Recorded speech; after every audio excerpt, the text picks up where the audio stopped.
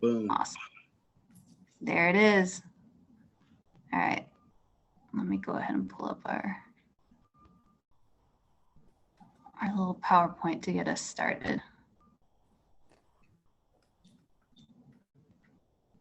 Okay. All right, and I'm not able to see, but I just want to make sure that folks can see a slide that says regenerate on it. No. You No. can't. Nope. All right, then. Nope. I'm glad I asked. All right. Okay, here we go. Can we see There it? it is. Yeah, that's it. We got it. Yes, teamwork. Thank you all. Okay, so I'm going to go ahead and make it a show. So as I mentioned, thank you so much for joining us this evening for the R4 workshop series. Tonight we're going to be talking about regeneration.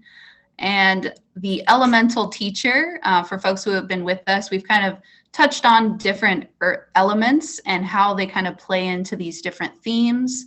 The element we're going to be looking to for guidance tonight is fire.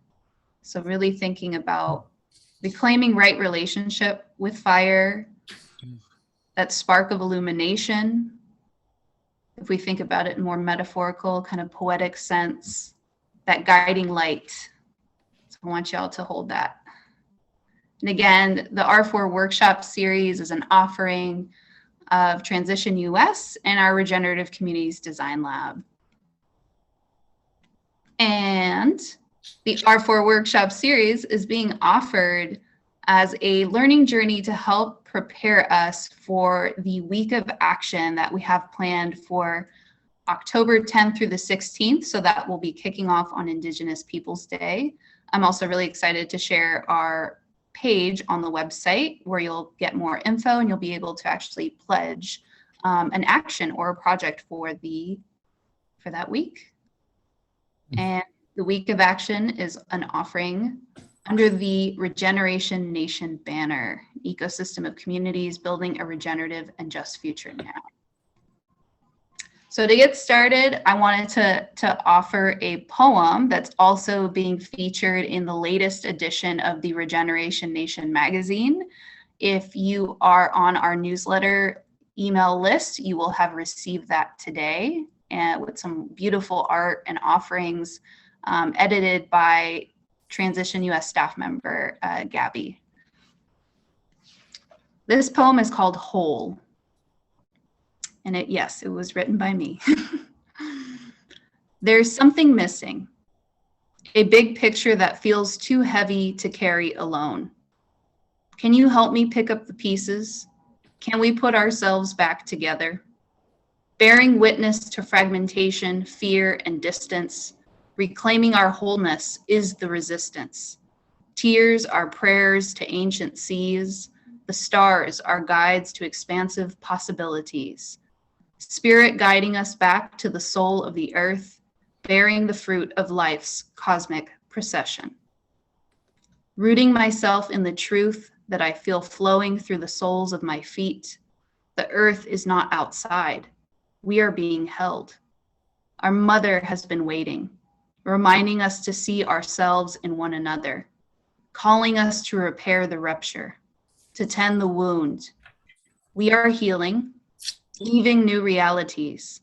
The thread of Sister Spider's web glistens with prophecy. Love is the gravity that brings us all together, reimagining our collective destiny. Regeneration, cycles of life and death, elements and the four directions, seasons, ebb and flow, nested and nurtured in our interdependence. Who are we when we embrace wholeness as our mission? Do you feel it? Can you hold the vision?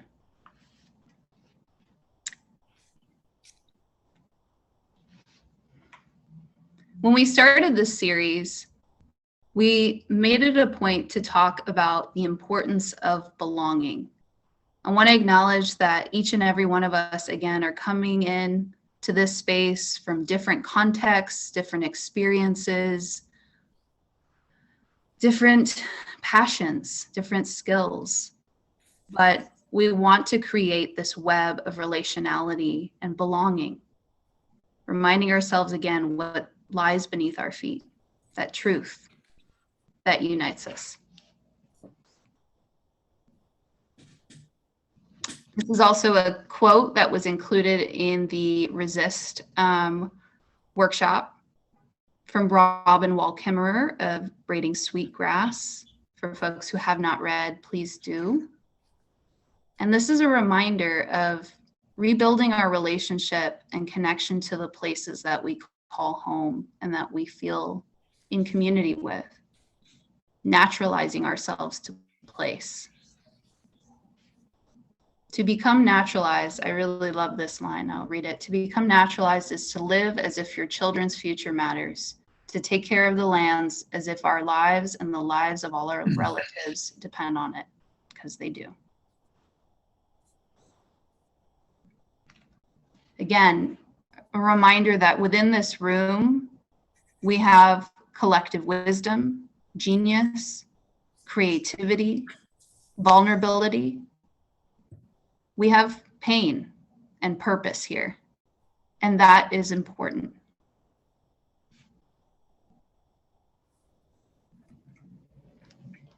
So I'm also excited today to showcase a few elements of the R4 Community Action Toolkit.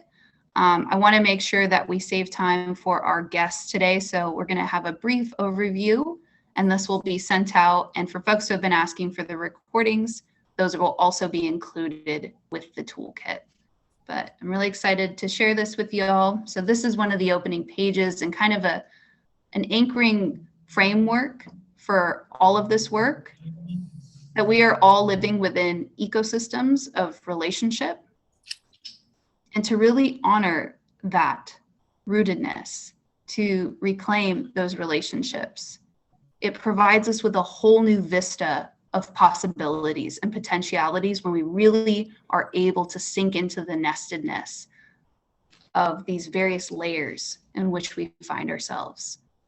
Are within ourselves, within our families, within our communities, within our bioregions, really looking to that for guidance as we do this work.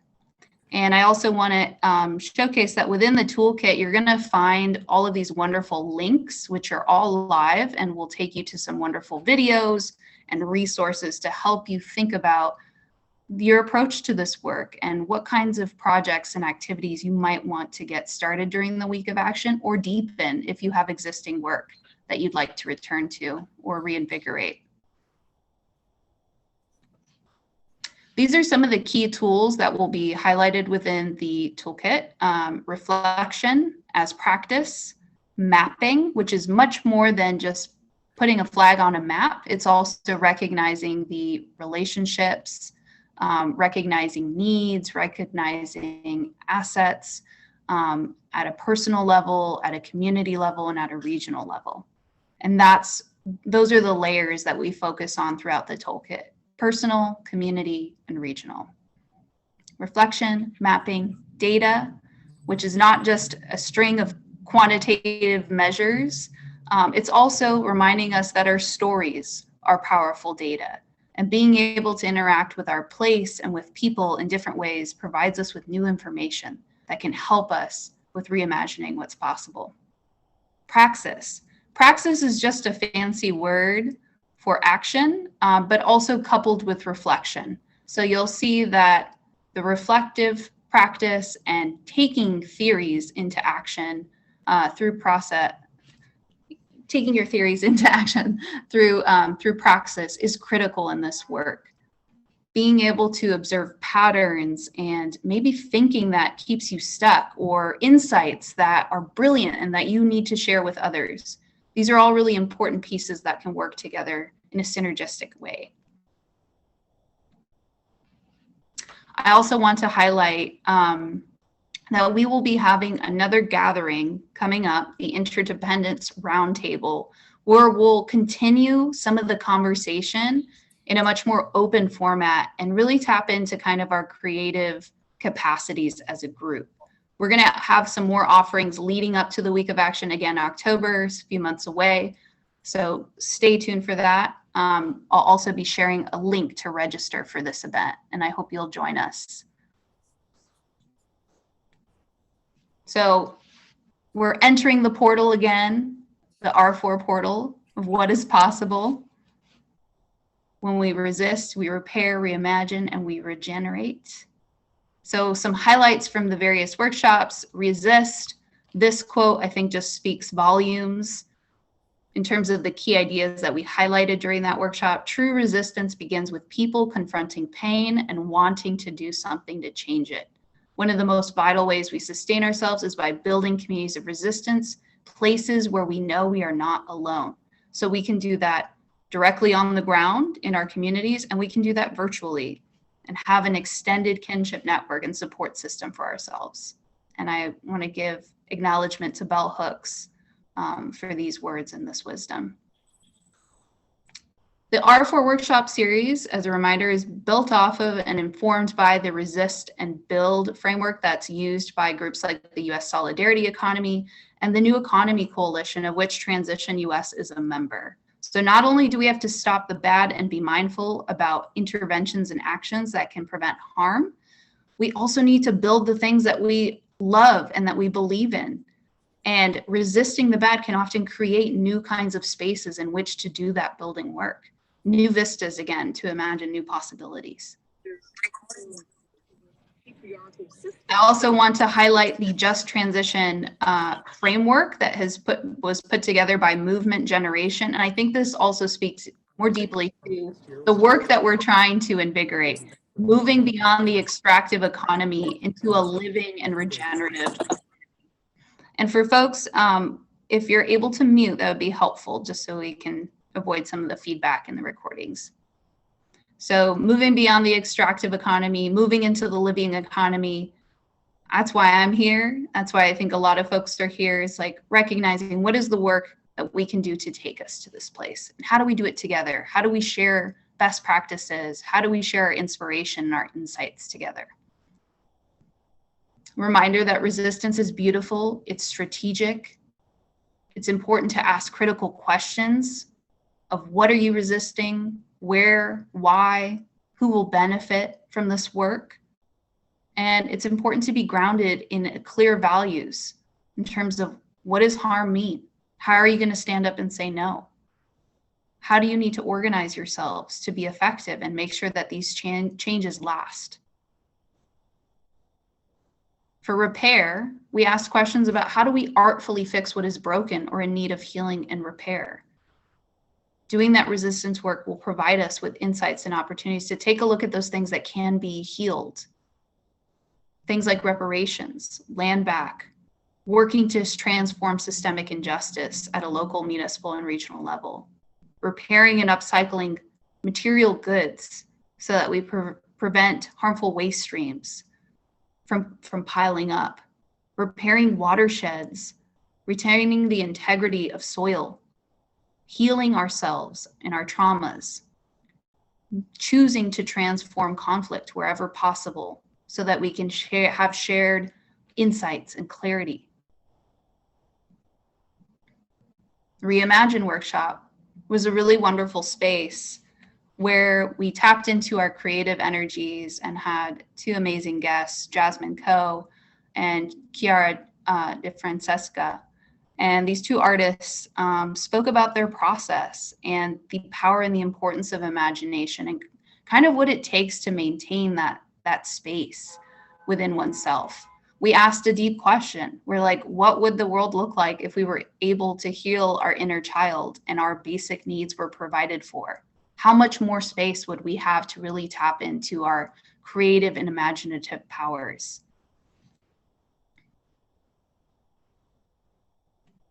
So that's the recap.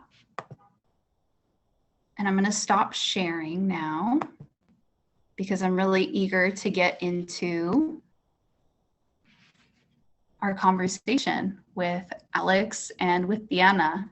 And I also want to acknowledge Diana, who has so graciously joined us, is in the process of becoming an auntie. So I just want to be mindful of your time because you may have to head out, but really grateful that you're here with us, Diana and Alex. So I'm going to open up the space and we're going to have a conversation, the three of us, and then we're going to open it up to the big group to talk about regeneration and what this means to us.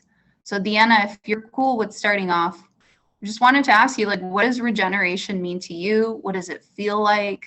And what does your work look like right now?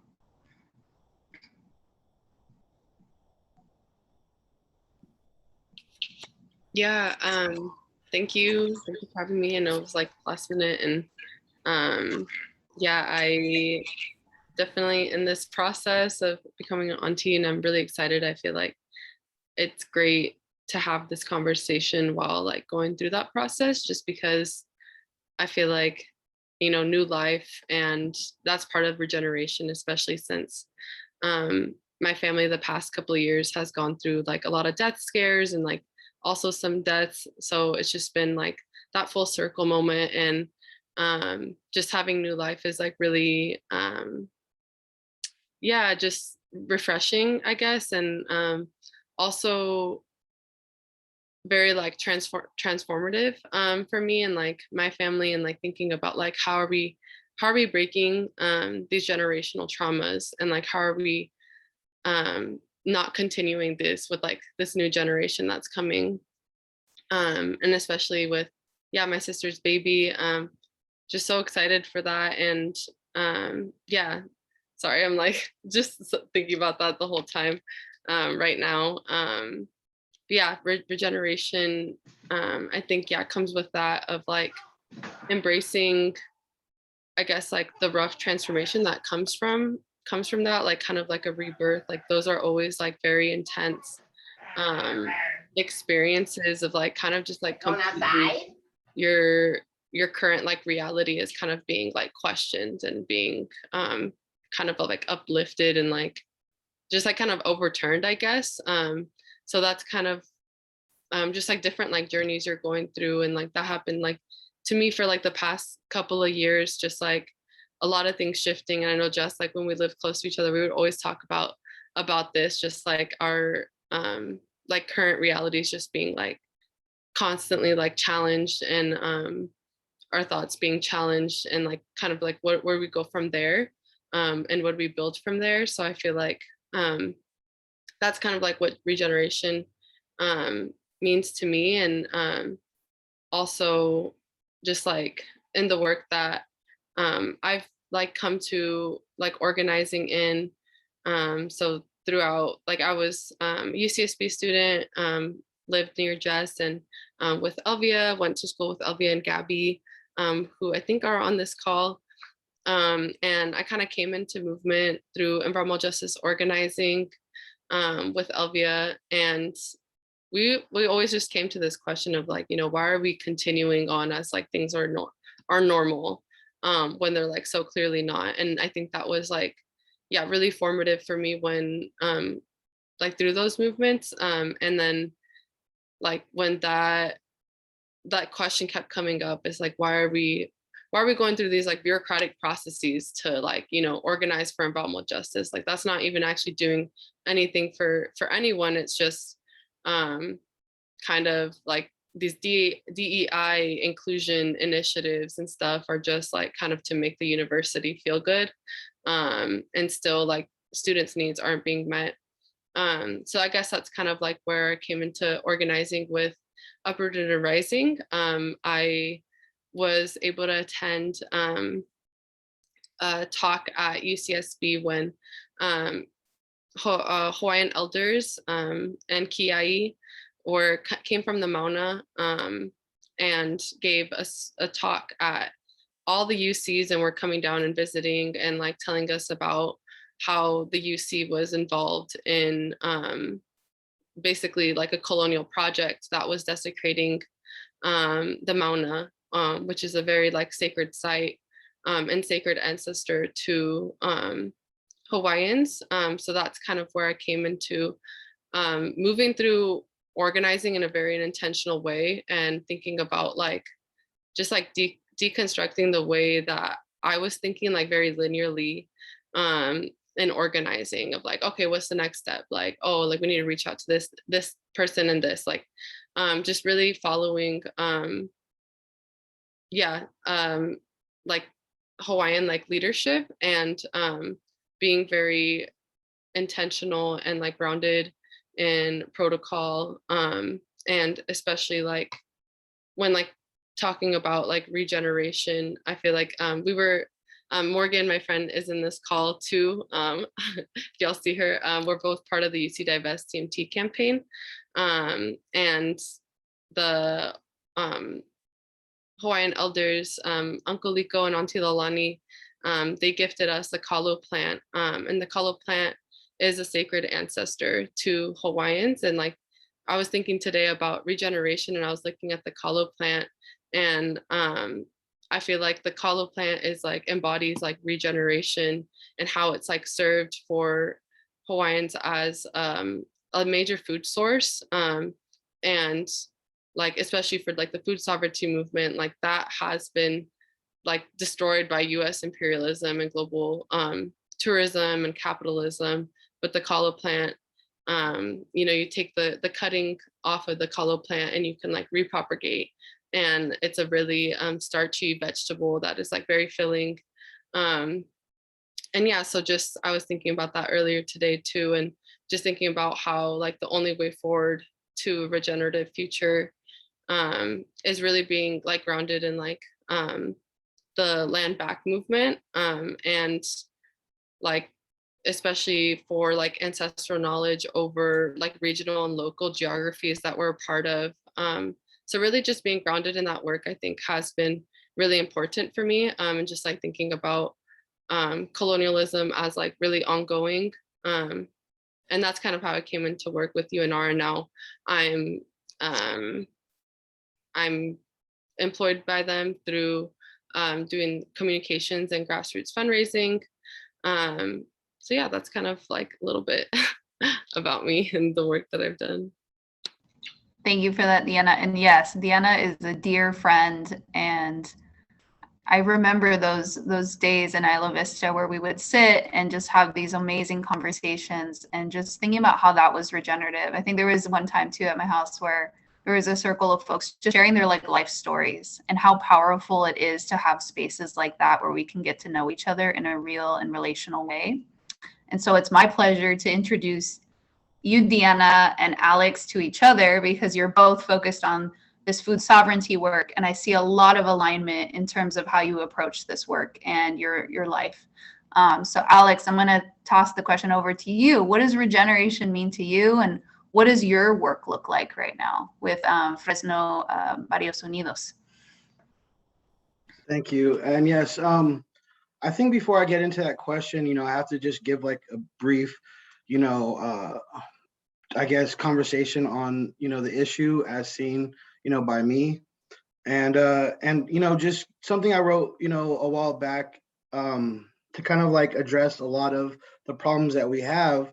For a lot of us Indigenous people that have lost our ways, we know that historically European settlers, explorers, and miners have been actively killing and displacing Indigenous people from their land and taking their sovereignty, negatively impacting the ability to have a relationship to the land.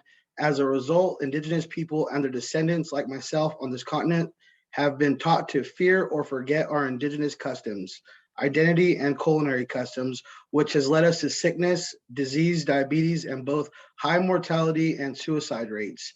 In addition, it impacts the way we relate to our health, our bodies, our diets, and the land which we often no longer care to protect or steward. We have survived encomiendas, plantation, reservations, extreme poverty, and the U.S. correctional system, which we consider today as modern-day slavery. I don't think we'll survive environmental degradation. The continued exploitation of our earth will have direct impact on our people who have already marginalized, just as it has for the remaining wildlife. This cycle continues because of political warfare on us as a result of the genocidal colonization and the removal of traditional diets. Furthermore, introduction of cattle ranching and monocrop agriculture and the prohibition of many plants led to what is the food apartheid today. Systemic laws and policies have prevented communities of color from owning land and also foraging their own food, Without food sovereignty, we cannot begin to live healthy lives, physically or mentally. These issues prevent us from showing up for our community to advocate and abolish systems that harm the planet and BIPOC communities. So I just wanted to share that because it's really hard, it's like, without trying to have some sort of savior complex, like, I'm really just trying to survive, like, I'm really just trying to live. But where I come from, it's hard because I see so many people that have similar backgrounds to me, that grew up system impacted, that just no longer care. And I try to like figure out like, why is this, and it's because, it's like, for one, we don't have access to, our foods. We don't have access to our culture. We don't have access to our history, to any of that. And it's really, it's really just been hard because, we don't, care. But then we look at the other picture where it's like Fresno produces, 8 billion annually in, agriculture. So like, we have enough, to feed the world, to feed ourselves, but yet we also have, the highest, food insecurity rates. And I think, for me, it's like, when I talk about regeneration, like, I talk about the reconnection, first, to our histories, to our heritage, to, our people, because that's the biggest thing that we have lost.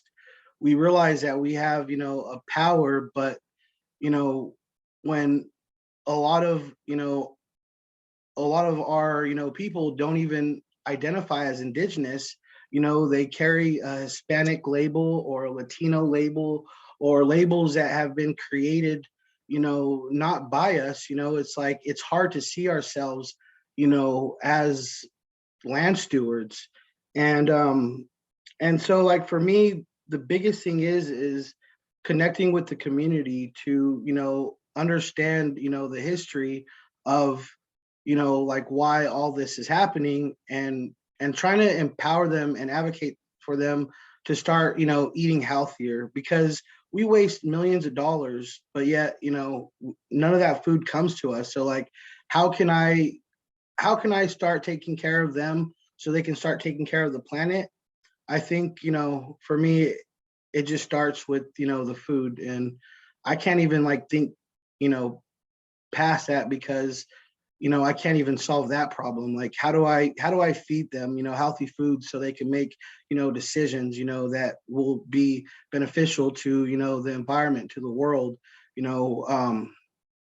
yeah, the lack of sleep, the lack of, clean air, the lack of clean water, all these things are a factor. And I think for me, yeah, just me and my crew, just first connecting with the culture, like, that's the most important thing, because we don't have, the history, we don't have ceremonies, we have, this, I don't know how to even describe it, like, just Christian, viewpoint that we have to, like, save ourselves, as if, we done something wrong, like we live in guilt. But yet, it's like, yeah, I think regeneration and all that, it starts with, culture. It starts with, getting our, indigenous cultural autonomy back. And then we could worry and focus on other things. Totally. And I'm thinking about how important intergenerational solidarity is in this project of food sovereignty, and also reclaiming culture, and reminding ourselves of histories where folks could thrive in relationship to a place, instead of depending upon a system of extraction, which we're all embedded in right now. So I'm going to open it up for y'all to reflect. And then also, we want to keep this organic and as real and honest and authentic as possible. So I invite you both to take us where we need to go in this conversation. So I'm just riffing and reflecting on the importance of intergenerational solidarity in all of this work. Yeah, it has to happen, when I started at Fresno Barrios, I started as a family coach, and and the main focus was to work with young fathers, because when we asked a lot of the young mothers like what they needed, they would say it's like they're getting all this great information, they're learning so much. What happens is when they come back into when they come back to the house, their partners weren't receiving the same information. So it was hard. So the same thing, with like the community, like we can teach the youth, but like if they go home with the knowledge that we give them, but their parents, aren't up to par, or, their cousins or the babies, like, it has to be intergenerational. There's no other way. We have to take it on as like the whole family unit. And just because there are like we have a lot of people in our family that are older, doesn't really make them elders, because some still haven't really got the grasp of what the problems are. Like there's so much traumas that they haven't been able to like heal from. So yeah, it's for us, it's really important. So we try to focus on the community from every age.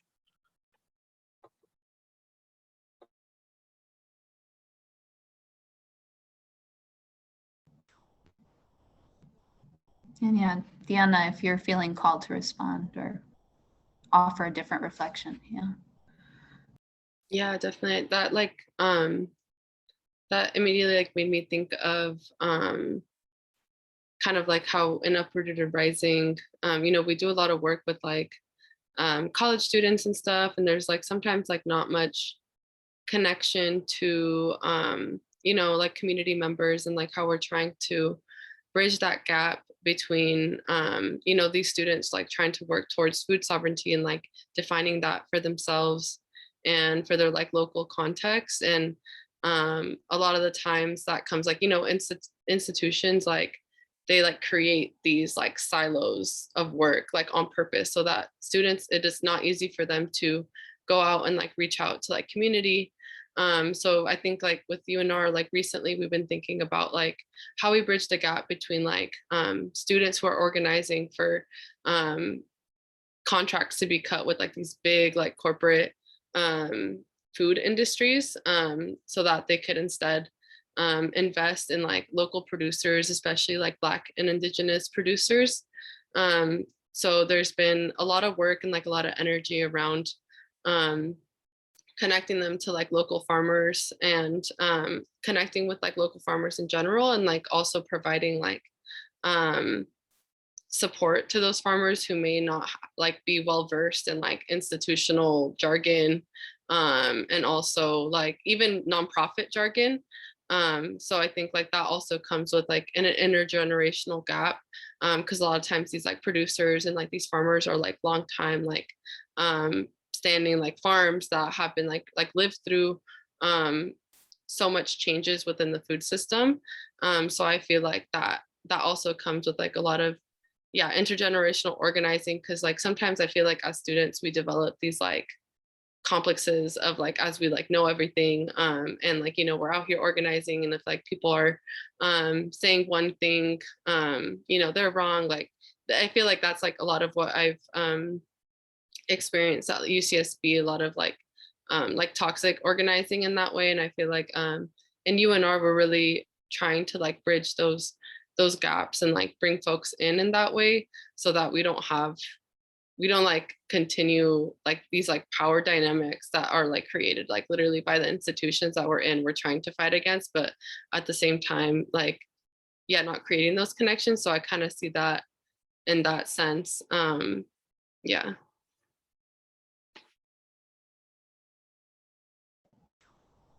Yeah, I'm thinking about what you named, Deanna, about the toxicity that can come into certain spaces where folks want to do good. They are motivated in some way to create change. And I'm wondering, Alex, if you might want to speak on some of what you've experienced doing work in the community, the good and the bad, because I also know you're doing some amazing work with youth right now too. Yeah, I think to try to like separate myself, um, or my thoughts from the work, and realize that like none of this is, none of this is, intentionally to like hurt me or harm me. I just feel like because of the systems that we have, a lot of people, have harm and they haven't been able to heal from this harm. So, it's like the way I see things is like, we're in like this war, and there's like this warfare like to, to be something, to fit in, to do a lot of these things, and I feel like a lot of people they carry traumas and like they have these wounds that are still open, and instead of like allowing themselves time to heal and joining the fight when they're able to like heal from these wounds, they put a lot on their plate to like have to be that person that's going to save the world, save their family, save themselves. And I just feel like a lot of it is with the ego. So like in order to do this work, you have to kill your ego. You have to just understand that we're only a small part of the movement, and if your capacity is only taking care of yourself, like being able to just rest, then that's all you can do, and that's okay. And I try to like let people know that also to not like worry about it, and pick up where they can, and not I try not to call people out, because in the end of the day it's like there has just been so much harm, and I don't want to add to that harm. So just giving people space, and then just being honest and truthful, and eventually the people will gravitate towards you, the right people. But yeah, like there's the good, is I've met so many wonderful people within this, movement, and I've learned, from all of them, the good experiences and the bad experiences. Everybody brings something, unique to the table. So I think just being able to learn from others, experiences has, been pretty rewarding.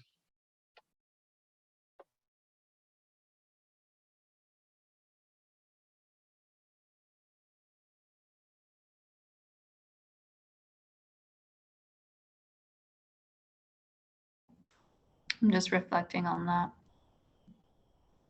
I'm curious, Deanna, like, are there any practices that you integrate in terms of self-care to kind of help regenerate your spirit in this work?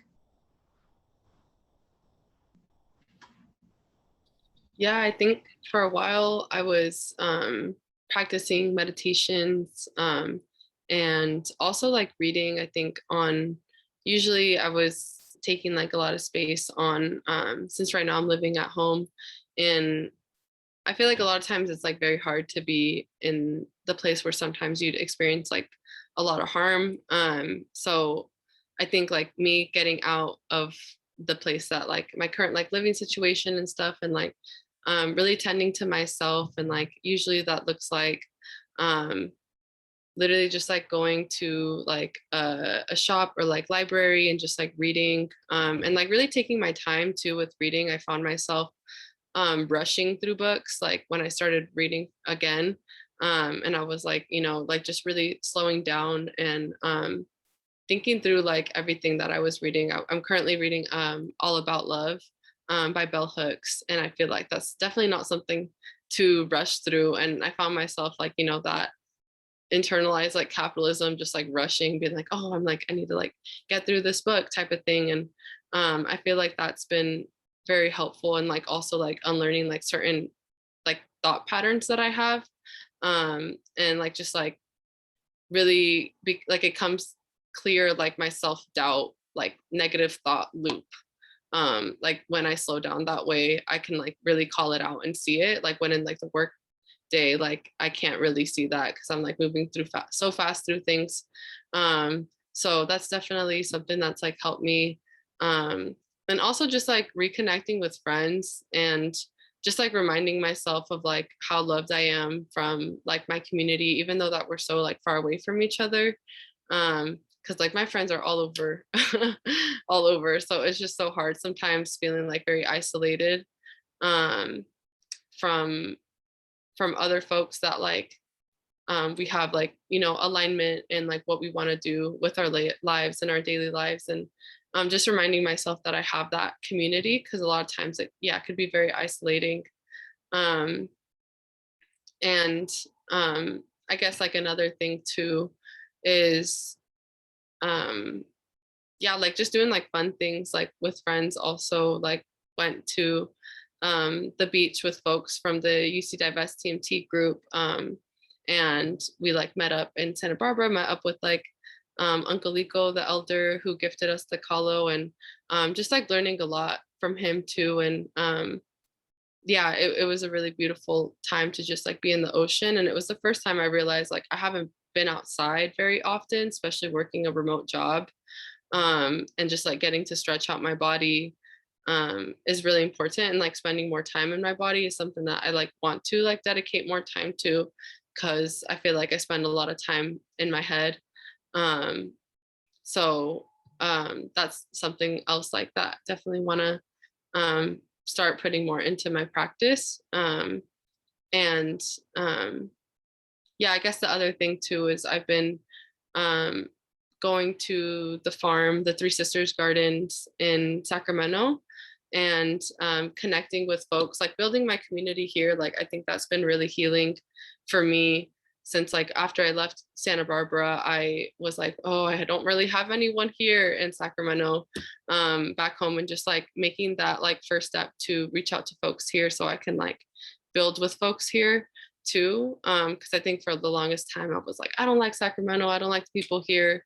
I was just stuck in that like negative thought pattern of I was kind of creating that reality for myself, to be honest, and wasn't really looking um for for for other folks out here that are like dope and are doing dope work, especially with Three Sisters Garden. And so just getting like my hands in the soil and planting food for folks, and like going to the community skill shares, sharing out with like the kiddos that come through. And it's really dope work. And I think now I've been now that I've like spent more time with the farm since like November, I started going, and just like thinking through also like ideas like what I want to offer to the garden, and like really just like see what I want to offer, and like my skill set. And also through the work that I'm doing in UNR, and like having access like to certain like folks and like grants and like all this like big stuff to and just kind of see like where I fit into all of that. Thank you, Diana. And Alex, I want to uplift and acknowledge that you are a chef. I'm wondering if you could talk about your relationship to cooking and how that has been a healing force in your life. Yeah, I love to eat, that's just one of the greatest pleasures that I have. But more than that, I love to, sit at the table with, friends and family. I think my connection with food, is, I think it's like the connection, to like life. Like when I think about food, I think about life. And I also think about like my early experiences growing up in Fresno, and how, culturally, diverse it was, being able to go to, my friend's house that was like, Hmong, and like seeing different textured foods, or going to, like my buddy's house who was Punjabi, seeing like just all sorts of, different types of foods, and how foods made people feel, and how a lot of times, you weren't really like worried about like, Yeah. He understands the that. domestic violence, or like there's just so much crazy stuff when you grow up in the hood. It's like there's just like a lot of like negativity, but one thing that wasn't negative is just the time where we connected with food. So that that has always been, inside me. Like I've always, liked cooking for people because of the validation it gave me at one point. So like I always thought, like my worthiness was gonna, be coming through, with the type of food that I'd be able to cook. And realizing, Fresno is just like it's not really like a, although we have like it's a melting pot, we have so much different, cultures. It's not one that, prioritizes, like food like the French do or like the Japanese do. So, I had to leave, so like when I went to San Francisco, I seen a different culture. When I moved down to Santa Barbara, to try to become a chef, again, like there was a lot of great things that I learned, but there was also a lot of like harms, so I think once I started realizing, like quinoa wasn't, hipster food, that like it was actually, indigenous food. It was, yeah, there was a lot of superfoods that, they would, use, and, like amaranth, and we would plate with it, and I was always curious to like, these ingredients that we were using to find out, it's like why, if this is a superfood and this is indigenous food, so many of our people are dying from, like diabetes or diet related, issues. So my connection with food became so much deeper than like looking for that validation of trying to become, like a chef. Like it really, you know, kind of like started me on like the cultural work and a lot of like the heart work that I'm doing now, and realizing that like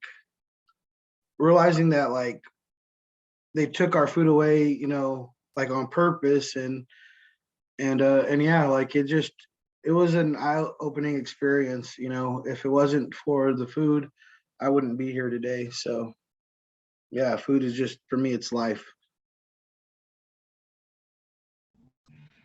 Deanna, do you want to share about your relationship to food? In whatever way you feel. Yeah. So I guess like like trigger warning, like eating disorder and just like, yeah. I think like relationship to food has definitely fluctuates. Like I definitely feel like the connection to culture, like when my mom makes arepas and stuff, connection to Venezuela and to my grandma and like those foods, but also like holding the reality of like growing up like in a household that was so caught up with just like appearances and stuff like that, and like it definitely impacting my, and honestly just like outright misogyny, and like compulsory like heterosexuality and like stuff like that, like definitely impacting like my relationship to food, and how also I see like when I withhold myself of like food, and like definitely like healing from that has been like very important, and like reconnecting with food, and obviously like healing is ongoing, so still working on that. And yeah, so I think for me it's been very like up and down, but like going to the garden like now, and you know from the process of like seeding these plants and seeing them into like little seedlings, and then like transplanting them and putting them into the ground has really like impacted the way I see food, and like even when it comes to like the preparation of it, and just being very grateful for it instead of seeing it as like a trigger, I guess, and being able to like distinguish between um, like someone else's um, what's it called, projections onto me, um, and not like necessarily my relationship to food is more of like someone else's projections, and like being able to like unlearn that so that I can like continue to like have and build a like healthy relationship to food. And I feel like cooking has definitely helped with that, and also like cooking with friends and has really helped, just because like at least when I lived in a housing cooperative in Santa Barbara, food was like really important there, like when we would have meals together and all this stuff, and like also learning different people's like cultures and what they were cooking too, really helped me in that. And like, I had a friend who would just tell me like, you know, like we could make dessert. Why the heck not? Like, why we could just make dessert now? Like, why can't we have a 3-course meal right now? And I feel like that was really healing for me too. And that, and like, yeah, just reminding myself that like food is like nourishment, and it's also like nourishing the earth too. And yeah, just reminding myself of that, I think has been like really important in that like journey. But yeah, like I guess that's kind of like how food comes up with me. Like yeah, it's definitely like kind of tricky sometimes, but um starting to like, go into like these land-based movements has really helped me to kind of start like unpacking that and healing from it. Thank you for sharing that, Deanna, and being so vulnerable. So we're actually going to move forward with an experiment. So I'm going to enter the conversation, and then we're going to kind of spiral out to integrate the rest of the group so we can have a dynamic dialogue together about regeneration and any of the themes that have come up tonight. So on this topic of food, like I really resonated with what you shared, because in my own experience, I remember being a child and my like greatest dream was to have a farm and be able to grow food and tend to the plants and know their names and what they could be used for, because I had stories from my grandparents about the relationship that they had to their food and the land that they lived on, and the fact that that food not only fed their family, but it was a way for them to extend love and care to the rest of their community, like inviting folks over for dinner, making sure that folks who are not able to meet their basic needs were given food, dropping off baskets on folks' doorsteps. Like that was how you maintain community. And I know for a lot of folks who have been involved in transition, those potlucks and gatherings where you're cooking together are some of the most powerful experiences that you can have, because you're really sharing and meeting each other at the same table, quite literally. So I just think I'm really grateful that y'all are bringing these experiences here and like sharing, yeah, the depth of what food sovereignty really kind of means in a system where we default towards extraction, towards oppression, and really distancing ourselves and losing that connection to the earth. So reclaiming that and reimagining these systems to be in pursuit of thriving people and places, it means everything to me.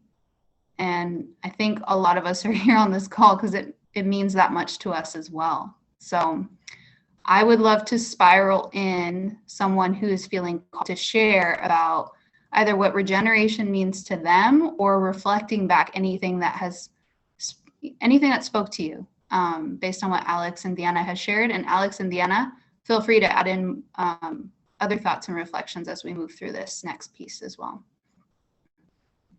And I can't really see hands, but I might even just call on Aya. Are you ready?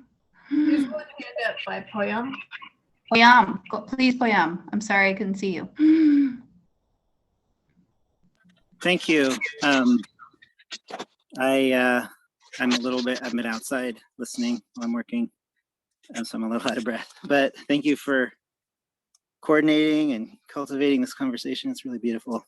And I'm glad you're focusing on food. I think when it comes to regeneration, that's this place where we can just have so much impact. So it's such an important place of focus.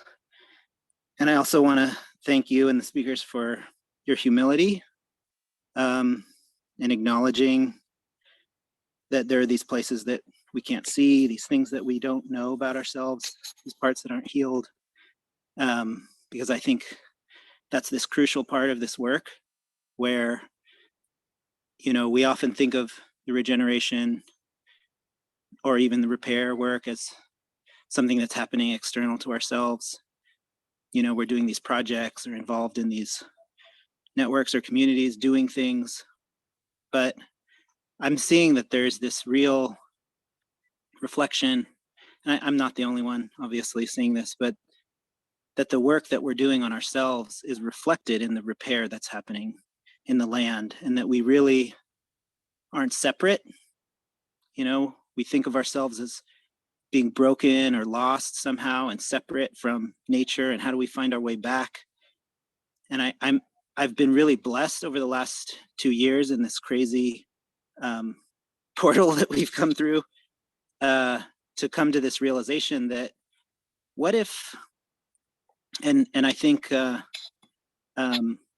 Alex sort of touched on this a little bit, brought this to mind for me. It's this idea of the savior and struggling. We have to fight to get all this stuff done.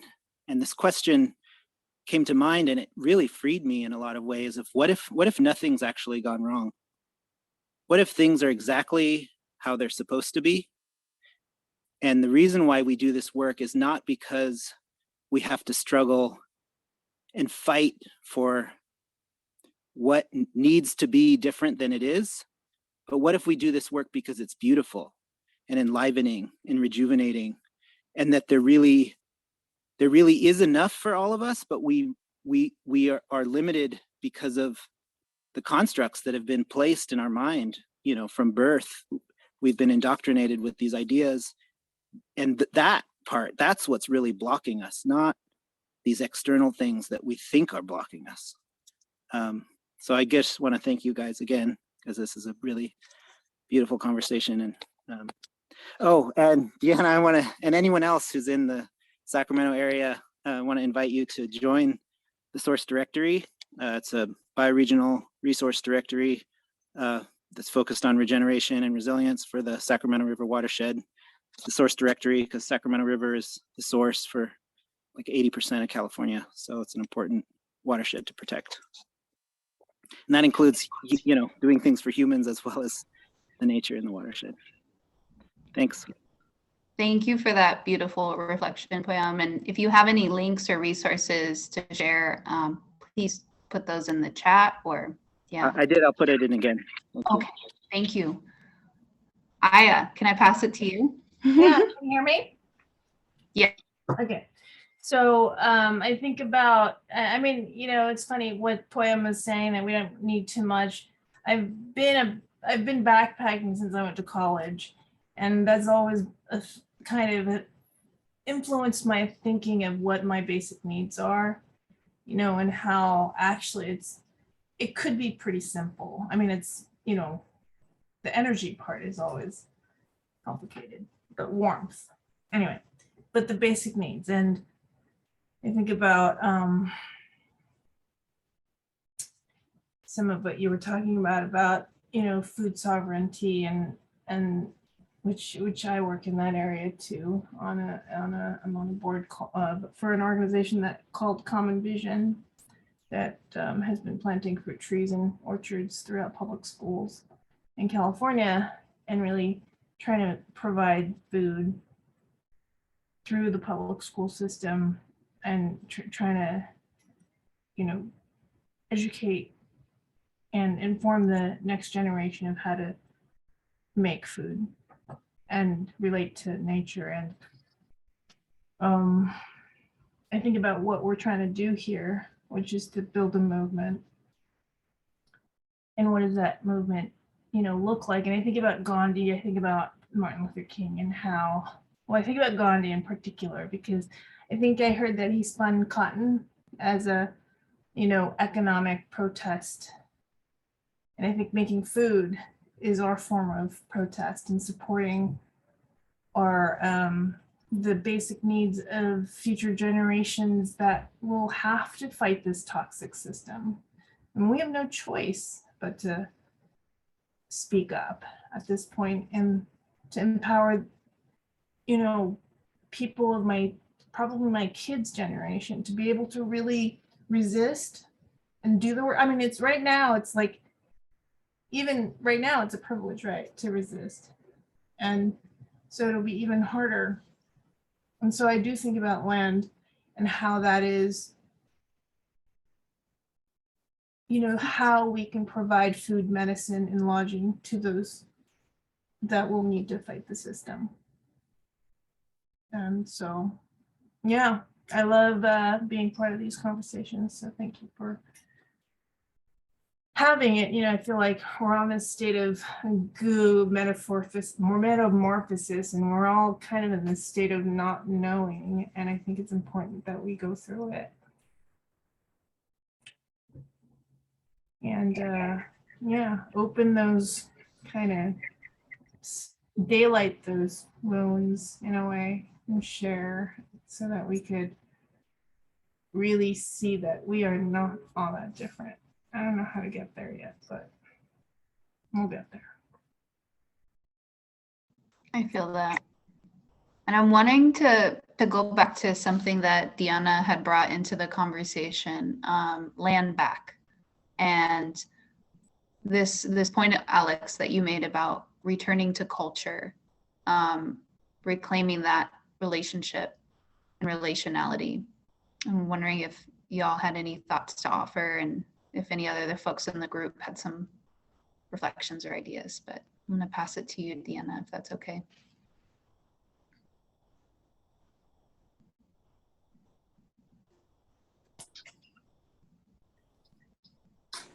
Sorry, my sister Is it happening? my sister's baby was just born. Oh! Sorry. Yay! Oh my gosh. Well, we're sending you lots of love. So regeneration, y'all, happening right before our eyes. So I'm gonna touch on land back, because I think this is something that I think I started to bring into my offering and sharing. So remembering my grandparents and their relationship to land, and thinking about my ancestors and how they had a very different experience of how they grew food, how they related to each other, into the land that sustained them. I'm exceedingly blessed and privileged in that my partner and I, and my son, I'm actually in transition right now, moving from Northern California, where I got to spend some beautiful time with the redwoods in Pomo territory. But we're headed down south to San Diego, where I was actually born. And we're going to be stewarding 44 acres of land and building our home using earthen building techniques. We're also going to be growing food and building community resources, kind of a hub for folks in the area, so that we can make sure that we can have a good disaster response space. We can have space for gatherings and joy and celebration. And I'm also thinking about the responsibility that we have to make sure that we are in right relationship with the original caretakers of the land. So we're on Cahuilla territory, and we are intending to meet with folks from the area. We actually have white sage growing all on the hills, which for me is this signal of you need to be doing this in community. These are sacred plants, and there's too many of them for me to tend by myself. So the land is telling me, hey, where's the community? You need to be making space for that. And so we have intentions of creating essentially a cultural easement, so that folks in the area know that this is a space for them to come and gather medicine, to be in community, to celebrate.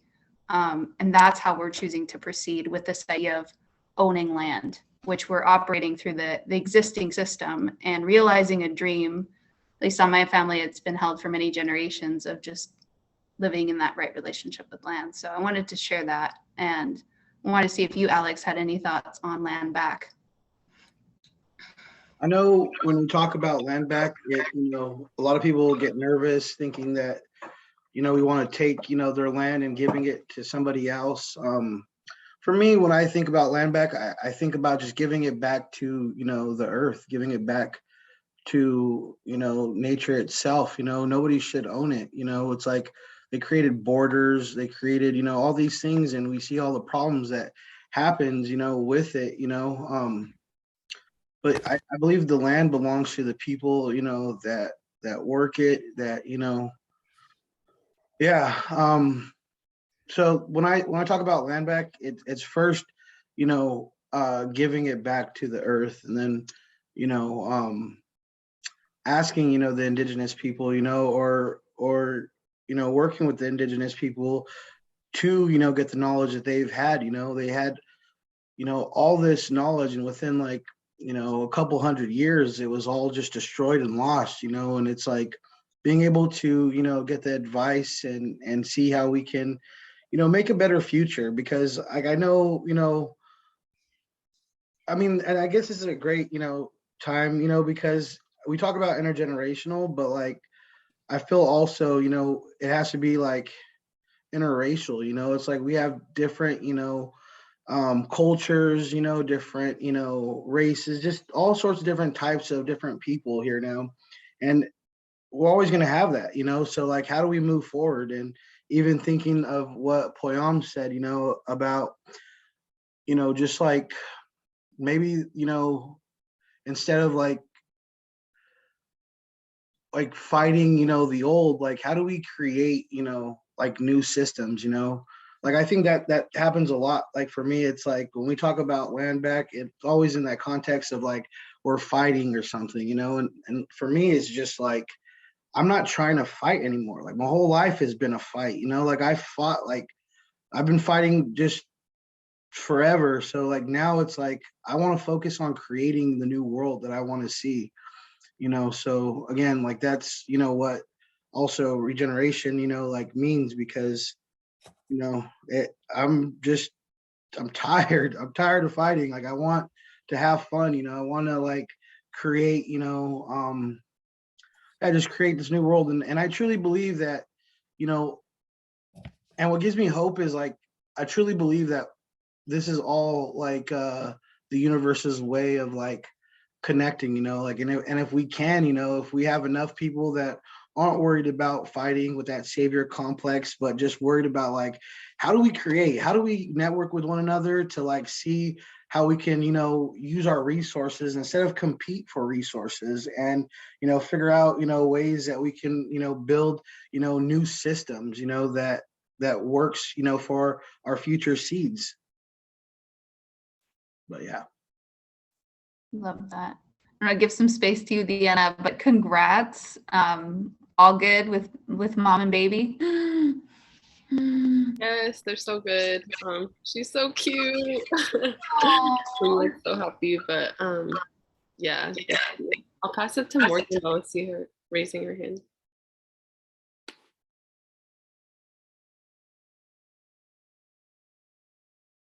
Congratulations, Deanna. This is so exciting. You're officially a deadly anti-status. I just want to say, introduce myself. Tiponi Hopian Matua. My Hopi name is, well, it's a short introduction, but my Hopi name is Sacred Bundle. And I just want to say thank you so much for this conversation. It's really been a privilege to hear all the speakers. I just first want to give a shout out to Alex, just with everything that you're sharing. It really brings like a piece to my heart to hear, because, and I just know that with what you have shared, your community is very lucky to have you, and the work and the love and, just the intention that you put into healing the people around you, and to the dreams that you're and same goes for you, Deanna. It's really an honor to be in community with you, and to see your family grow and heal simultaneously. But yeah, I just wanted to offer, like, I think with land back, I'm Hopi, and so my people are out in northern Arizona, which I am at right now. I'm actually in Havasupai land, Hopi land, and yeah, I think that this has been somewhat a new concept for me to yeah, it's been somewhat a new concept, because my people have had the privilege that not many governed sanctioned tribes have been granted, in that meaning we're still on the land that have migrated. And so even though it's a fraction of the original land itself, I still feel very fortunate to be able to go back home to Hopi and feel connected in a very deep way. And knowing that, when I step into ceremony, step into the plaza, into the Kisongwi, into the Kibas, and go to the other villages, to know that, some way, somehow I have some ancestors at that village, or, some way, somehow, yeah, just the connections that we have, and, how our people are trying to continue our ceremony. And so that's what I mean by like land back is still new to me, because my people have had the privilege to still to be on their land. And so, but when I went to college is when I started to get into when I started to learn a lot about the U.S. history with First Peoples, not only the U.S. continental U.S. but the Polynesian Islands as well, south of the border, north of the border. And so that's where I'm getting into like learning about land back. And, I'm really grateful to learn from Deanna as well. There's this podcast that we listen to, the Red Nation podcast, and the book that they brought up was Custer Died for Your Sins by Vine Deloria. And they are one of like an early Native American scholar, and the Custer Died for Your Sins, I believe, I want to say it was in the 70s, could have been earlier. But essentially they broke down a lot about the history and how Christianity played a role into it, hence Custer Died for Your Sins. And so, yeah, one of their solutions was land back as well. And I think a lot of what Alex had to offer is in alignment to, I guess, my teachings and my experience. It's reimagining where the land is free, and where, and not only that, where our spirit is free as well. To a point where we realize that that pretty much to realize that we're interconnected, and we're woven from the land itself. And that's where a lot of, indigenous people's creations was from the land itself. So it's like, how we come so far to this point where we have strayed, and a lot of it's due to colonization. A lot of it is so much trauma. And so, yeah, I just, a lot of what has been shared has just been beautiful in like where trauma has happened, healing is the answer. That's something that I picked up from the Native Wellness Institute. And it is similar training as well, similar to what Alex does, where they work with young fathers. They work with young Native fathers and offering, trainings to just like return to that role of fatherhood in Native communities, and how essential and crucial that is, especially in today's date. So it's just, I wanted to offer that. I checked their website, they had training, going how, in this movement that we we invest in. I think that that the whole concept of solidarity and building relationships with each other. I just wanted to offer that because I know that the Native Wellness Institute would, I don't know, I just the Unidos Barrios.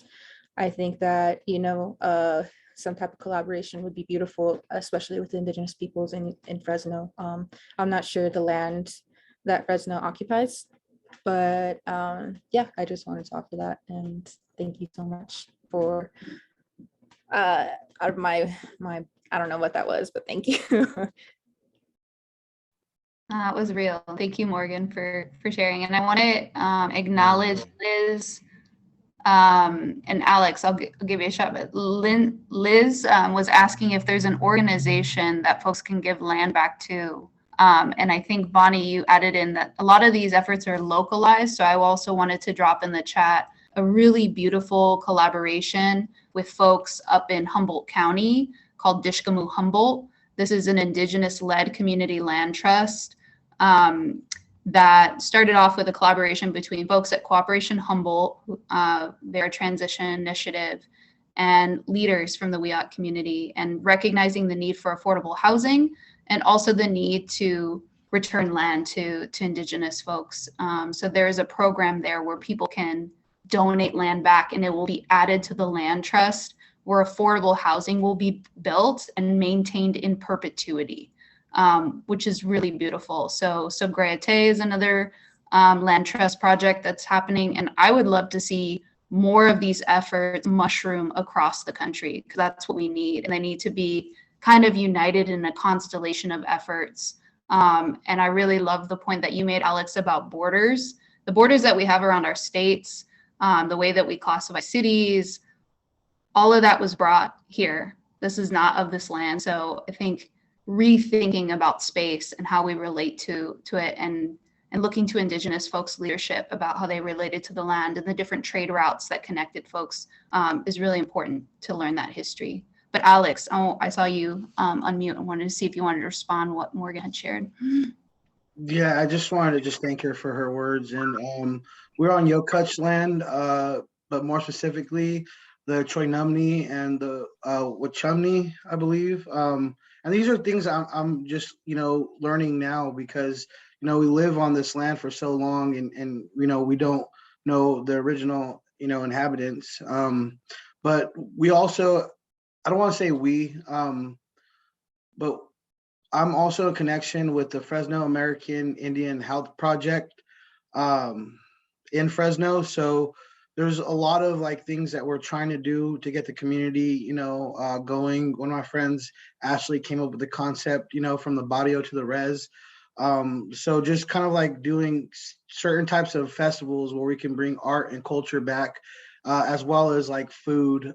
So yeah, if we could, connect later, that'd be great, because this work, it never ends.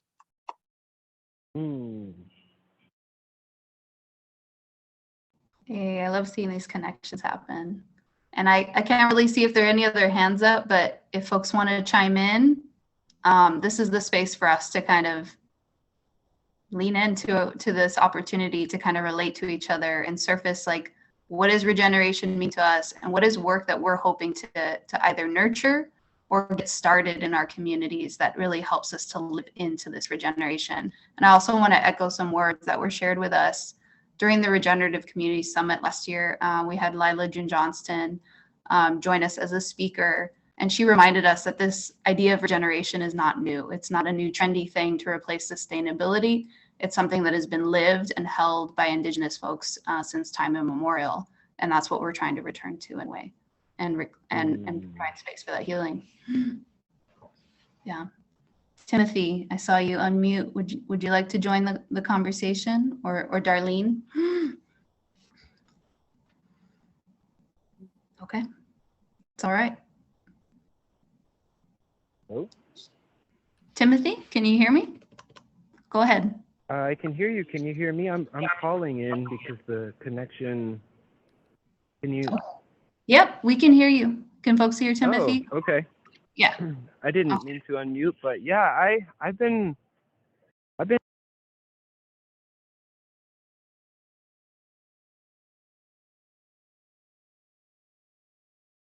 Uh-oh, you went out. I think we're having some connection issues, Timothy. We're not able to hear you right now if you're speaking. He's muted. Is he? Okay, because on my end, it asked to unmute. Let's see. Maybe he muted himself. Okay, Timothy, I think we'll come back to you. Unless you're able, if you want to say something, we can see if you're coming through. Okay. All right. I don't want to put you on the spot, but Shari, I'm wanting to bring you into the conversation if you're okay with that. Sure. I'm just back from a 2-week vacation and I'm a little fried, so not sure I can really be very coherent here. I've been doing a lot of thinking about this whole work and the week of action and what we might want to do. And it's in a way, it's a little overwhelming. It's sort of like, there's all these big problems. Where do you start? Or where can you really make an impact? Where can you really do something that moves the, moves the what we're trying to do forward. So I'm really struggling with that. I mean, there's so many things we can work on. Certainly the food issue, the land issue, farming, and really taking care of the earth again.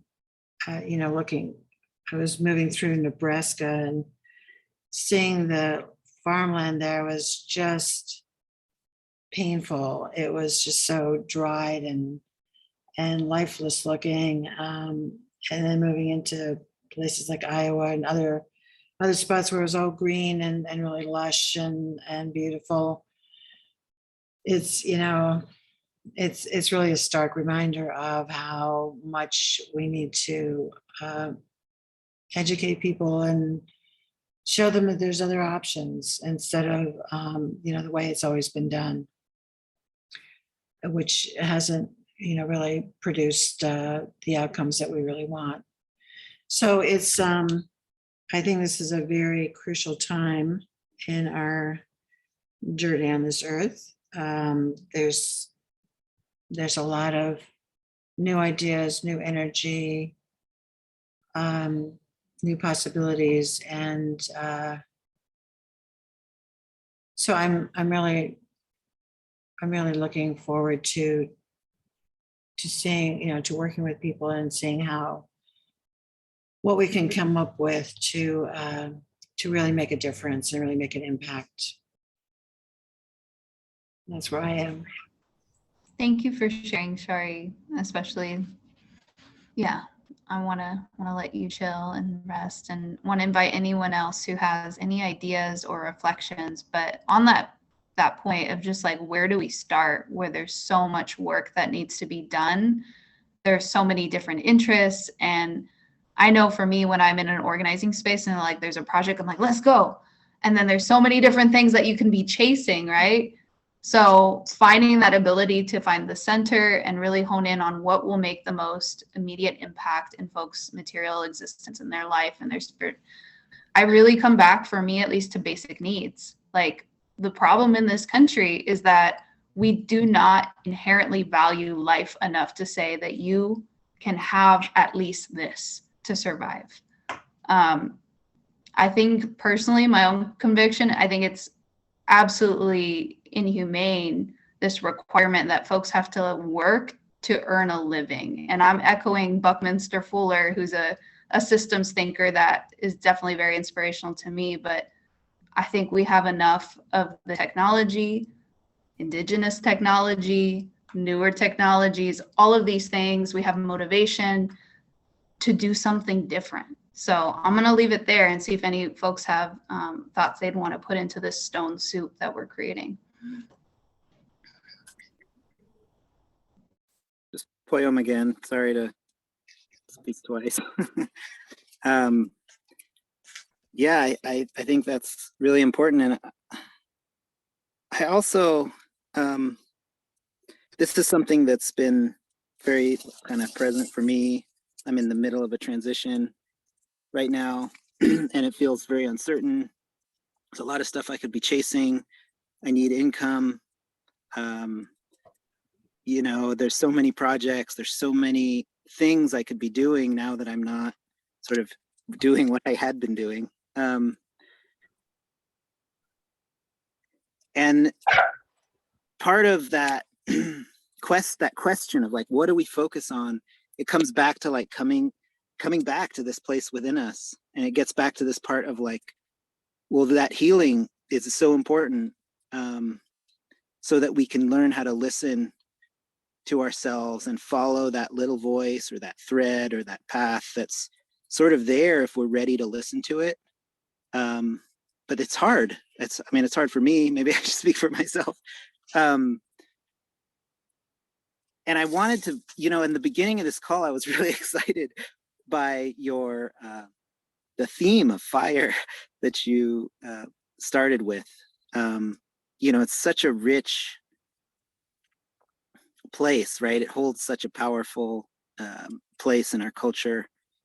And it's something I've been working with a lot lately. And there's so much there, but one thing that I've been working with lately is there's these lessons that you can take from the fire. Like you mentioned, it can be a spark of inspiration. It can be dangerous, but it's very tied to our creativity. And when we're starting a project or working on a project, we can even think about it as a fire, right? If we're trying to build energy, we're offering this work as a prayer. And so how do you do that with a fire? When you're ready to build a fire and tend a fire, how do you do that with a fire? You bless the wood. You're careful in the way that you put it together. When it's young and just starting, it requires some attention. You might need to feed it slowly. And those lessons you can bring into your own life to help guide you on through your uncertainty. And I recognize you could do that in so many ways, right? You could bring these lessons from the garden, from nurturing a plant, or from a river. But I was inspired by you bringing up fire because that's something that I've been working with recently. So thanks. Thank you for sharing that, Wayam. I really love that image of the work being this fire that we're building and tending to. And I'm really inspired by work that has been happening in California. And I'm thinking specifically of like the Yurok tribe, where they have been doing some beautiful work to return to indigenous fireways and reminding us that these huge fires in California in the West, they didn't happen like that because folks had a healthy relationship to the land where they knew what needed to be burned and when. And these were manageable fires. And that the way that Cal Fire, and I'm speaking again in California, like manages the land is not healthy. It's really dangerous. And I'm also really inspired by Coyote Band of Pomo folks, thinking of Priscilla Hunter and her son, Michael Hunter, who have been doing some beautiful advocacy work and bringing the community out to these clear-cut sites so they can see this is not a good way to tend the forest. These are the ways that we tended the forest, and we didn't see it as a resource or an ecosystem service. This is a relative that we care for. And I think we need to reintegrate that in a big way. I'm grateful for whatever little teachings that I was able to get from my family, because we've been mostly assimilated and have lost a lot of connection to our heritage, ancestors, or, elders. A lot of those stories, that information has been gone, but we can reawaken it, I think. So I was going to share, sorry, that I did ask a bunch of transitioners, where do we start? And a lot of people said food. Just say we agree on that point. And we have a strong connection to making, growing foods as a movement, so I think there's a strong kind of coalescing there with basic needs and food, and really showcasing the best of. So I do a lot of equity work within the environmental field, and I really feel like if we want to be environmentalists, we need to do the equity, the healing work. And so the healing work, for me, it's caring about other people's basic needs and making that a priority in my life. And the first way we can have fun with that for me is like throwing, what we used to do with transition, we used to have like town dinners, themed dinners, and we'll probably do it again. We're talking about it a little, doing it outside at a cafe, right, Bonnie? But just gathering over food and then add in music, add in I think we can do that part. I think we know how to party as transitioners. So just plug in the food part. All right, check. Thank you. Yeah, and I want to send some love over to you, Diana, and to your family to celebrate this new life that has joined y'all. And thank you so much for being with us this evening. Yes, thank you. I'm gonna hop off now. Need to go help my sister clean out my other sister's apartment before she comes home. So she comes home to a clean home and a nursery. So yeah, thank y'all so much for this space, and thank you, Jess and Elvia. I know Elvia's not here, and Gabby for inviting me. Yeah, it's really nice to speak with y'all. Bye, y'all. Have a good night.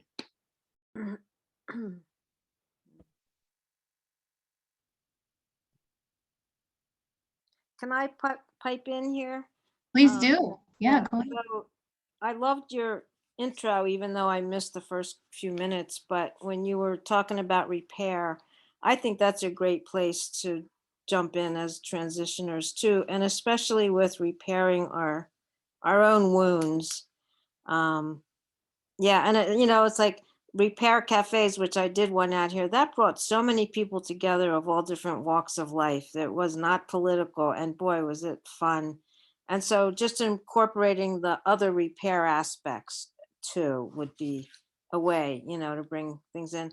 I want to add a concern, however, and I don't want to be a downer, but the original transition movement was around peak oil and all that. And now here we are faced with this whole thing around gas and energy because of the Ukraine war and all this talk about going back to fossil fuels. And I'm not sure what to do about that. Man, there's such a movement for that,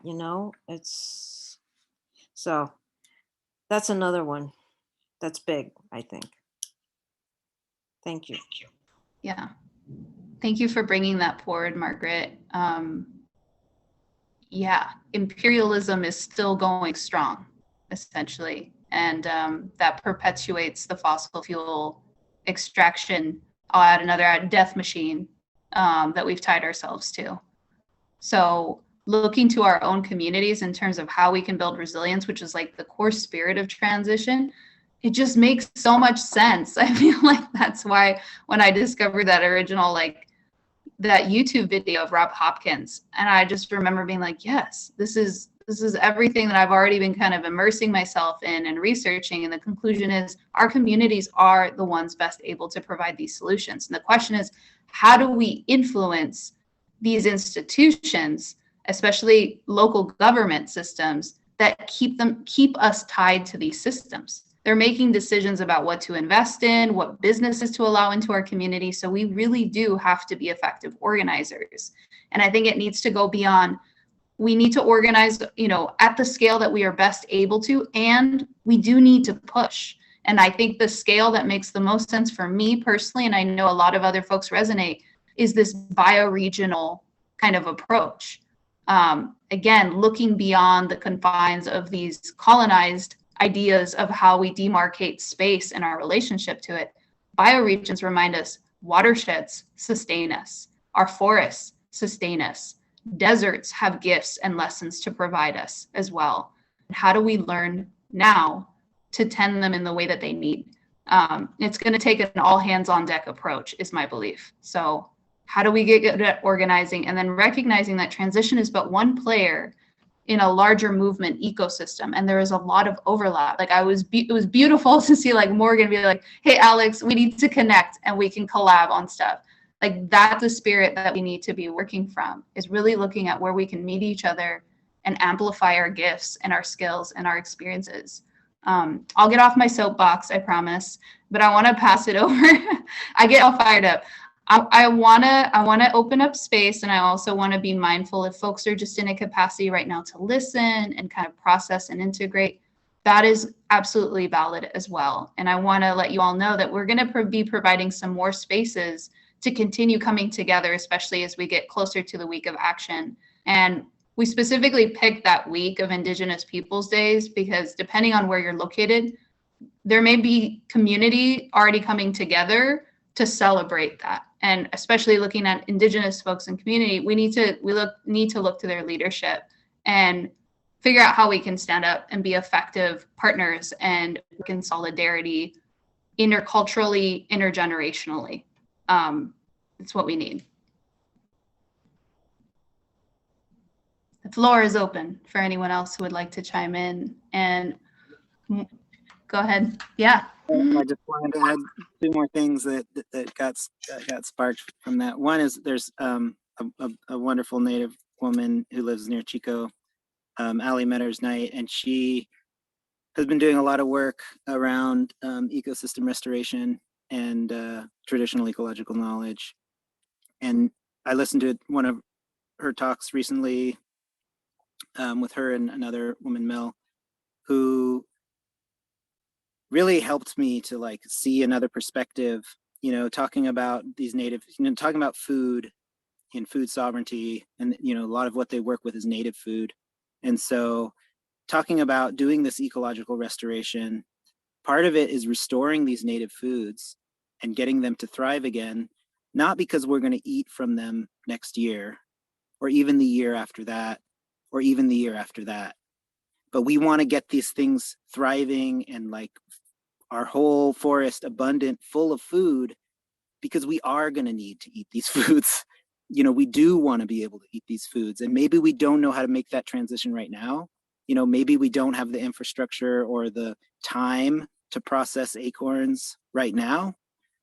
But given, you know, the amount of instability, we need to, if we want to have that resilience built in, we need to start building that now. So I just wanted to throw that in because that was really helpful for me.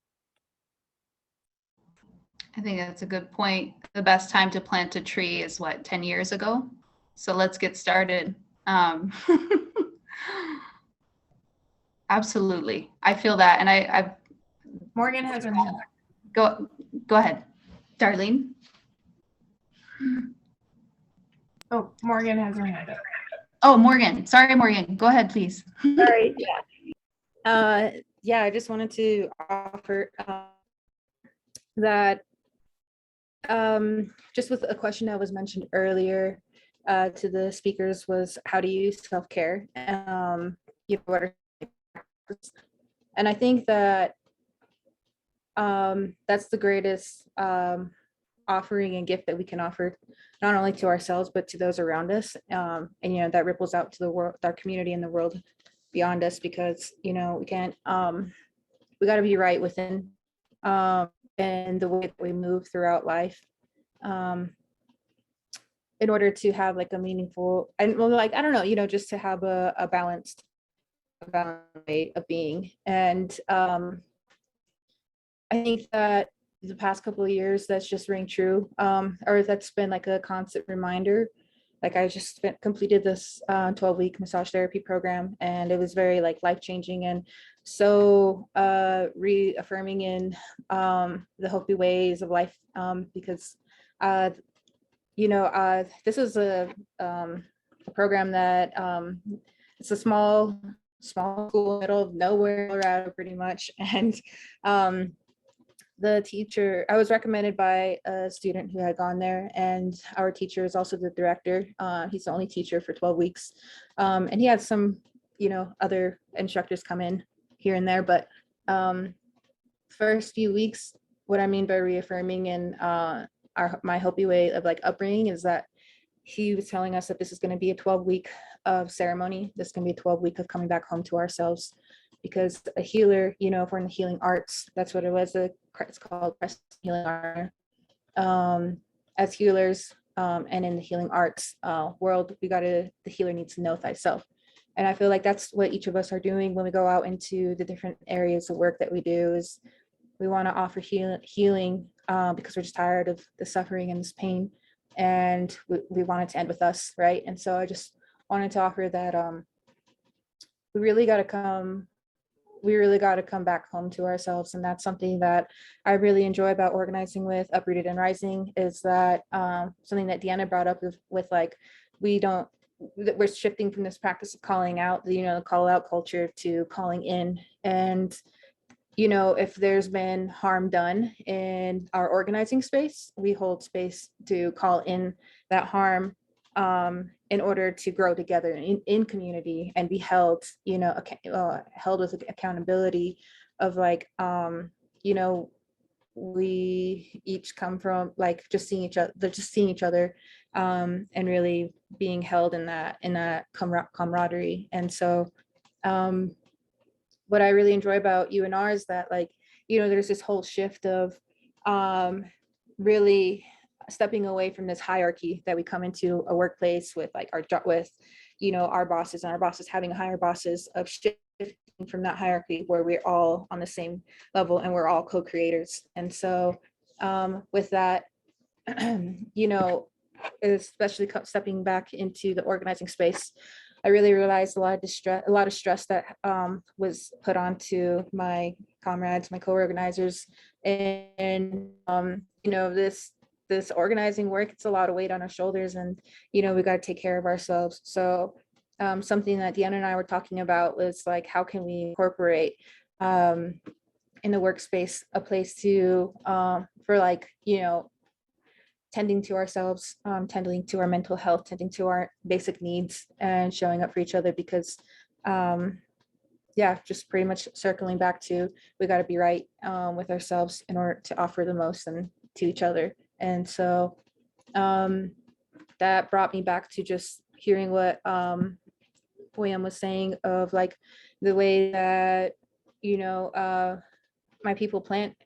We are in the desert, and when archaeologists, scientists come and they want to learn more about how Hopi have been able to sustain themselves in a desert for thousands of years, and with minimal water resources. There are springs throughout Hopi, but the nearest major water resource is the Colorado River, which is 100 miles away. And there are stories from different clans, different societies within Hopi, where they travel to, where they do a where they what's it called, where they do like a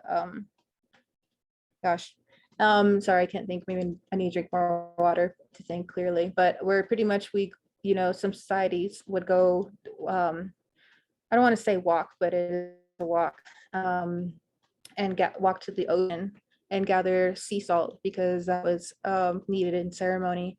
And then connecting back in in our work with Uncle Liko, the Hawaiian elder. He's actually one of the 37 Hawaiian elders who were arrested protecting their sacred mountain.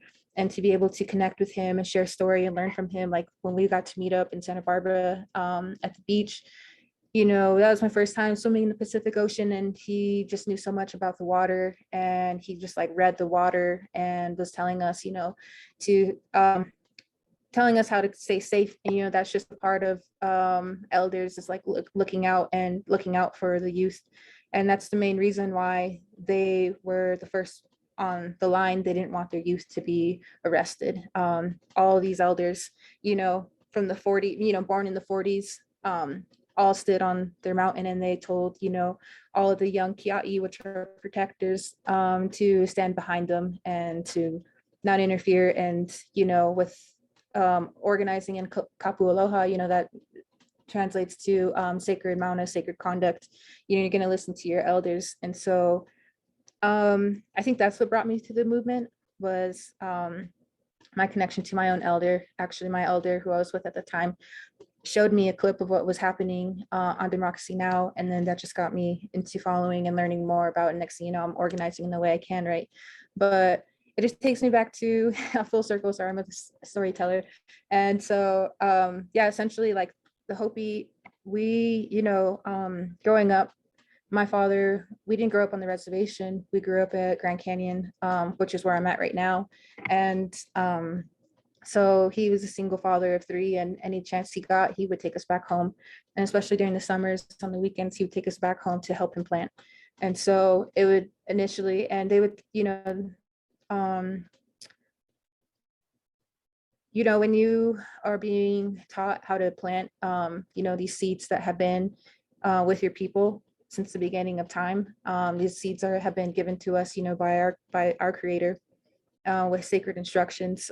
And I just feel like everyone in this room remembers that sacred instruction from the people that they come from, and that sacred instruction for us was to, here are some corn seeds, and here's how you here's, this is going to be your sustenance.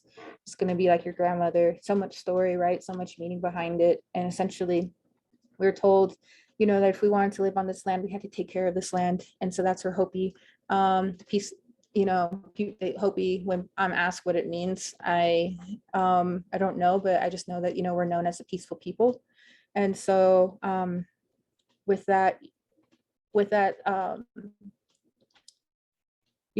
instructions of caretaking for this world and planting the corn, we have to, when we're planting this corn, we're living in a desert, and so there's not much water. So it really has to come from a place from your heart where, where you have to be at one with your heart and your mind. And the Chinese say that your mind goes, heart follows. And that's something that Uncle Liko had shared with us. And that's something that my instructor had taught us to in this massage therapy program. So, that's another echo of like how our mind and our heart have to be one, and how that's kind of like another teaching when planting and being with the earth, is that, we're connected with the earth as well. And that, with the whole protecting of our watersheds and the water that we have left, it really does come to, it just circles back to, the teachings that I've been taught of like to never give, the Hopi corn water when growing, because it's gonna, the corn listens to prayer, listens to feeling it. There's so much of like connecting back to the land when you're growing this corn that has sustained us for so long. And not only that, ceremonies that are, in our ceremonial calendar year round, to pray for a good harvest, to pray for balance and harmony, not only for our people, but for the whole world. And that's just something that I've been raised, when it's kind of like the Hopi New Year. It's, we don't just pray for ourselves, we pray for the whole world. And that's just something that I was raised to do. But I have to get on this call. So I have to end my little storyteller there. But there's just so much to say. And that's what I wanted to offer, is that, we really just got to come back home to ourselves. And something that keeps being echoed as well is that, people are going to return back to Indigenous people in order to survive. And that's something that a lot of Indigenous people have prophesized, even our own. And so now is a time to, uplift Black and brown women and men, and to really just listen to our elders, listen to our grandmothers, and just to tell the next brown or Black woman that you see that, this world is going to be looking to them, and that you got them, and all the things that they need to hear. But so I'll just end there. So I got to call him back. But it's been a pleasure to share the space with you all. And I look forward to seeing y'all on the front line and seeing y'all grow all the things and build all the things that your heart desires. Thank you, Morgan, for blessing us with that and for being here with us this evening. I'm going to go ahead and drop into the chat a link to register for our interdependence roundtable. So we're not going to I'm not really celebrating Independence Day. I'm celebrating Interdependence Day. I invite you all to join us on July 5th at 4 p.m. Pacific. Y'all can register. We're going to have another deep conversation thinking about how we can really make these dreams happen and really, as you said, Morgan, come home to ourselves. Thank you. I'm going to go ahead and also drop a link to the Week of Action where you can go ahead and, again, get more context for the Week of Action. We don't want folks to be intimidated. If you need to start small with something, start small. Those are seeds that we plant. So here's the link, and this is also where we will be posting the toolkit. The toolkit will also be emailed out to everyone who registered. We want to make sure it's freely available. So if you have folks in your communities that want access to it, let us know and we'll make sure that they get it. But I'm going to pass it over to Alex to help close us out. I don't know. I'm feeling called to pray or like have some kind of way of weaving some spirit together before we go. But I don't know. What are you feeling, Alex? I'm also whatever reflections or offering you'd like to share with us before we close. Yeah, I just feel, gratitude, grateful. Yeah, I'm on fire right now. Like internally, I feel just, excited. I feel happy. Being able to, speak on this, but also like hear, from certain people like Morgan. I'm just, in awe of like all the people. And then also other people we're connecting, through chat. I'm looking forward to those, partnerships. Yeah, just sowing seeds and watching them grow. So I'm just really happy right now. And yeah. Thank you, Alex. I'm thinking about that fire that Poyam mentioned earlier, and I'm going to be carrying that image with me and may even use it as a visualization kind of exercise moving forward. So I want us all, if we can, for a minute, drop into ourselves and drop into that flame that is uniquely you, that essence that you carry, that story,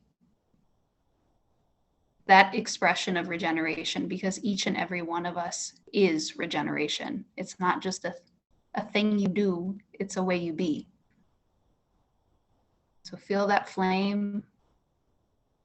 If you like, kind of start to reach out into the field. Imagine we're in a field all together and you can kind of sense the light, the little flames in each and every one of us. Now imagine each and every one of us taking a little bit of that fire, putting it together onto some kindling that we've gathered together, that we've blessed from the land that we call home. Each one of us puts in a little bit, and we start to sit with that fire. We start to sing together, start to harmonize our spirits, our efforts, our energies. Oh, I can see a big fire now. It's starting to grow. It feels really nice and warm. I feel like it can help light our way. And that's what we all offer each other, is the opportunity to see what's possible. And so again, I want to offer gratitude and appreciation for each and every one of you who have shown up, especially folks who have been with us for each of these offerings, as imperfect as they are. A lot of heart and deep reflection went into creating these kinds of spaces. And my only regret is that we're not at a big table together right now where we could share a really wonderful meal that we've cooked together. But one day. All right, y'all. I'm sending you love, sending you out to the world. Rest well, take care. I'll see you soon. Alex, thank you. Aya, everyone. Unmute, offer some love, some appreciation if you'd like. Thanks, Jess. Thanks, Alex. Thank you. Thanks, everyone. Thank you all so much. Thank you. Thank you. Thank you. Good night. Good night, everyone. Thank you to everyone that is just doing all of this. I just want to say personally, really quick, for anybody who's still left on here, For people like myself, it's really important to see others taking action. It's the single most important mitigation against unaliving oneself is to see other people helping make the world a better place when things seem desperate. And that's come up a lot in the research lately around this. So just know that bringing community together and taking community actions and sharing with each other like this is actually a suicide mitigation effort as well. So thank you. Thank you, Nikki, for that. Thanks Yeah. for sharing. We sustain each other. All right, y'all. Take care.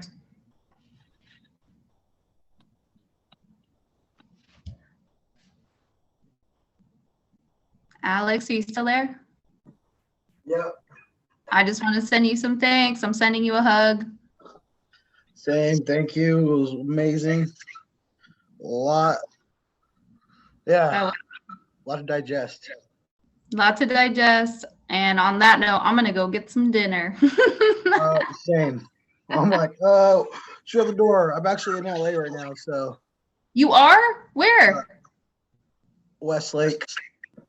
Okay, well, I'm in downtown LA, so, let me know. Maybe tomorrow for sure. Okay, sounds good. All right. I'll see you All soon. right. Bye. Take care, Glenetta. Good. Take care, Timothy. Bye-bye.